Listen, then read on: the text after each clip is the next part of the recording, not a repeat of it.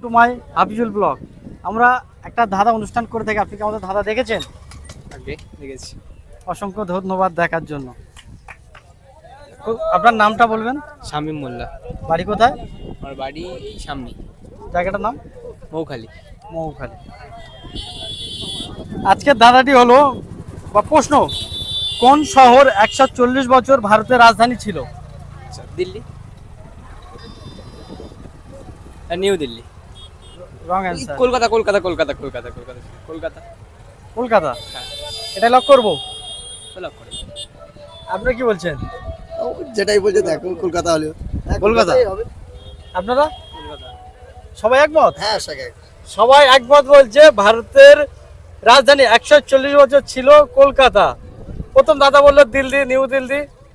Next বললো কলকাতা ছিল।